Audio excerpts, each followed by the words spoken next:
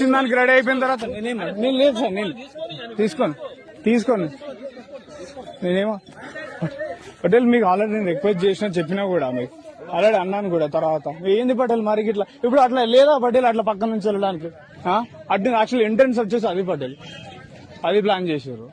Actual entrance అది plan చేశారు. నేను ఉన్నాను, నేను మాట్లాడిన పటేల్ ఎలక్షన్ పటేల్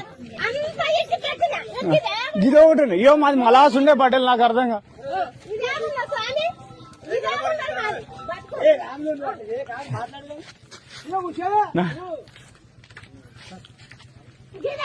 గిన్న మేము ఎప్పటి నుంచో చేసుకుంటున్నాం. ఇది ఒక్కరోజు నిన్న కొత్త కూడా కాదు పటేల్, మేము ఎప్పటి నుంచి 50-60 ఏళ్ళ నుంచి చేసుకుంటాం. 50 ఏళ్ళ నుంచి ఇప్పుడు పరిధిలోకి ఉంటే అందరివి రావాలి కదా, ఒక్కరికి ఎట్లా వస్తాయి పటేల్? ఇది అంత అసలు మీకు ఏమన్నా అన్నావా? నాకు అసలు ఓ రోజు మీకు మాట్లాడింది చేసింది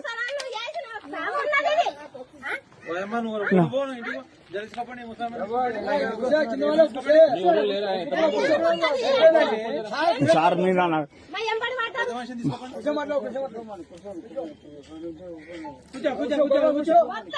మొత్తం అసలు మాకెంత సార్ ఇంట్లో మాకు ఆల్రెడీ చాలా వెళ్ళిపోయింది సార్, 40-50% వెళ్ళిపోయింది. అసలు ఏది ఉన్న జర్ర కొంచెం పట్టుకుంది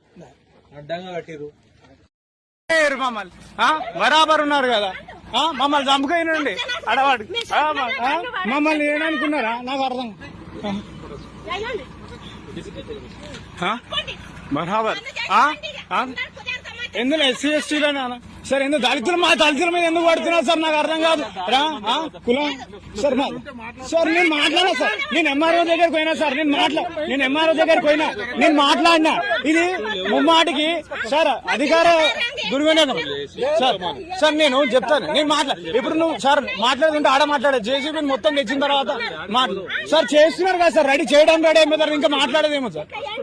సార్ నేను నిలేపుతా సార్, నేను మాట్లాడే నేను ఆల్రెడీ MRO గారి దగ్గరికి వెళ్ళినా సార్. సార్ నేను చెప్తాను చెప్పండి లేపుతా ఎలక్షన్ కానీ కాదు సార్.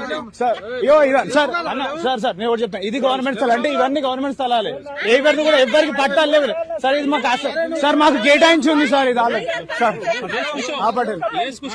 పటేల్ మేము రిక్వెస్ట్ చేసినాం, మీకు ఆల్రెడీ మాట్లాడినాం మేము పటేల్. నేను MROని కలిసిన, MRO గారు మాట్లాడుతా అన్నారు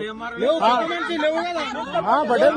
ఇది మేడం వచ్చి MRO గారితో మాట్లాడితే కూడా మేడం వచ్చి మాట్లాడుతా అన్నది. మేడం వచ్చిన తర్వాత ఆయన మీరు ఎట్లా సార్ సార్ లేదు సార్ నేను సార్ ఇది రెవెన్యూ పరిధిలోకి